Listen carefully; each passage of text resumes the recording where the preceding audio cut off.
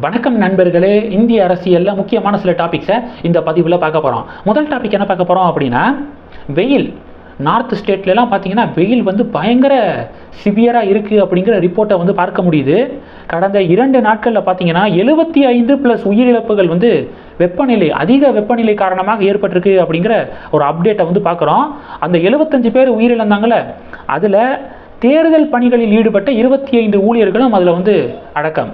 25 ஊழியர்கள் இறந்து போயிருக்காங்க. ஏன்னா அந்த அளவுக்கு கொடூரமான ஒரு வெயில்.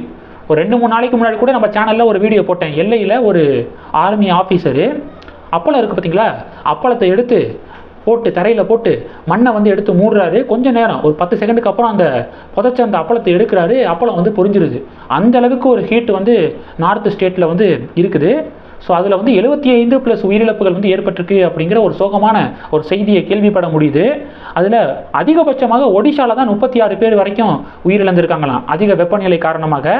ஜார்க்கண்டில் பார்த்தீங்கன்னா 1300க்கும் அதிகமான பேர் இதனால் கடுமையாக பாதிக்கப்பட்டிருக்காங்க. அதிக வெப்பநிலை காரணமாக கடுமையாக பாதிக்கப்பட்டு இப்போ ஹாஸ்பிட்டலில் அட்மிட் ஆகியிருக்காங்க. நிறைய பேர் ட்ரீட்மெண்ட்டில் இருக்காங்க அப்படிங்கிற ஒரு சோகமான செய்தியையும் நம்ம கேள்விப்படுறோம். இது முதல் டாபிக். ரெண்டாவது டாபிக் என்ன பார்க்க போகிறோம் அப்படின்னா, பாகிஸ்தான் ஆக்குபைடு காஷ்மீர் இருக்குது பார்த்தீங்களா. இந்த பாகிஸ்தான் ஆக்குபைடு காஷ்மீர் இவ்வளவு நாட்களாக எங்களுடைய பகுதி அப்படின்னு சொல்லிட்டு பாகிஸ்தான் சொல்லிட்டு இருந்தாங்க. முதன்முறையாக கோர்ட்டில், இஸ்லாமாபாத் ஹைகோர்ட்டில் பாகிஸ்தானுடைய அஃபீஷியல்ஸ் இருக்காங்க பார்த்தீங்களா, additional advocate general of Pakistan என்ன சொல்லியிருக்காங்க, என்ன வாதாடி இருக்காங்க அப்படின்னா, காஷ்மீர் இஸ் ஃபாரின் டெரிட்டரி அப்படின்னு சொல்லியிருக்காங்க. பிஓகே ஃபாரின் டெரிட்டரி அப்படிங்கிற அந்த ஸ்டேட்மெண்ட்டை ஃபஸ்ட்டு டைம் முன் வச்சிருக்காங்க அப்படிங்கிற ஒரு அப்டேட்டை பார்க்குறோம். என்ன வழக்கு தெரியுமா? காஷ்மீரி போயட் அகமது ஃபர்கத் அப்படிங்கிற ஒருத்தரை ஐஎஸ்ஐ கடத்தியதாக ஒரு வழக்கு. இந்த வழக்கில் தான் additional advocate general of Pakistan என்ன சொல்லியிருக்காங்கன்னா, பிஓகே காஷ்மீர் ஃபாரின் டெரிட்டரி, வெளிநாட்டு பகுதி அப்படின்னு சொல்லிட்டு குறிப்பிட்டிருக்காங்க. பிஓகேல பார்த்தீங்கன்னா இப்போ மக்கள் போராட்டம் நாளுக்கு நாள் அதிகமாக தொடங்கியிருக்கு. பிஓகே நாங்கள் பாகிஸ்தானோட இருக்க மாட்டோம், எங்களை இந்தியா கூட அனுப்புங்க, இந்தியா கூட வர நாங்கள் விருப்பப்படுறோம் அப்படின்னு இங்கே அந்த பகுதியில் இருக்கக்கூடிய மக்கள்லாம் போராட்டம் நடத்திக்கிட்டு இருக்காங்க.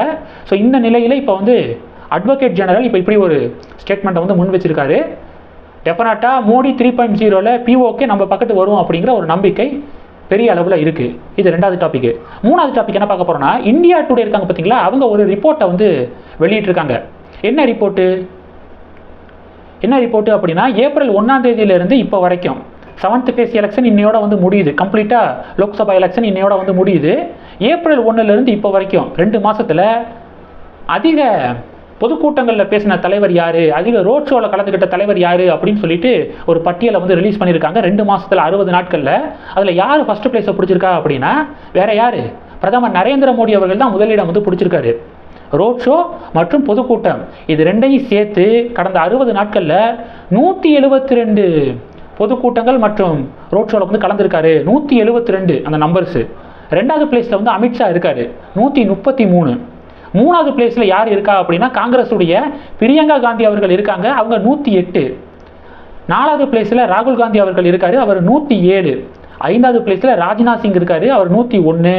அடுத்து 6வது ஜேபி நட்டா அவர்கள் இருக்காரு, அவர் 87. அகிலேஷ் யாதவ் இருக்கார் பார்த்தீங்களா, அவர் 73. மம்தா பானர்ஜி அவர்கள் 61.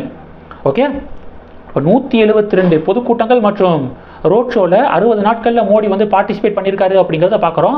வயசு எவ்வளவு?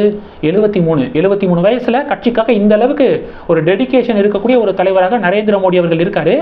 இந்த ஹார்ட் ஒர்க்கு, டெடிகேஷன் தான் மறுபடியும் அவர் ஜெயிக்கிறதுக்கான காரணம். இந்த வாட்டியும் அவர் தான் ஜெயிக்க போகிறாரு. அதனால தான் மோடி 3.0 அப்படின்னு நான் செகண்டு பாயிண்டில் சொன்னேன். செகண்ட் டாபிக் வரும்போது மோடி 3.0ல் பிஓகே நம்ம பக்கத்து வரும்னு சொன்னேன் பார்த்தீங்களா, அதுக்கு காரணம் அதுதான். இந்த அளவுக்கு கான்ஃபிடென்ட்டாக நான் சொல்கிறதுக்கு காரணம் என்னென்னா, அந்த அளவுக்கு களத்தில் சின்சியராக ஹார்ட் ஒர்க் பண்ணிக்கிருக்காங்க மோடி அப்படிங்கிறதான் நம்ம பார்க்குறோம். அது இந்த நம்பர்ஸில் கிளியராக தெரியுது.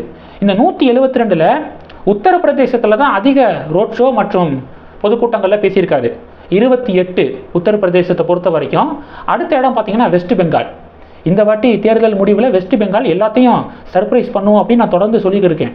ஓகே, ஃபஸ்ட்டு டைமு டிஎம்சியை விட ஓட் ஷேர் மற்றும் சீட் ஷேரில் பிஜேபி ஓவர்டேக் பண்ணுவாங்க அப்படிங்கிறது நிறைய பேருடைய கணிப்பாக இருக்குது. ஜூன் 4ஆம் தேதி தெரியும். இந்த டாபிக்ஸை பற்றி உங்களுடைய பார்வைகளை மறக்காமல் கமெண்ட் பண்ணுங்கள்.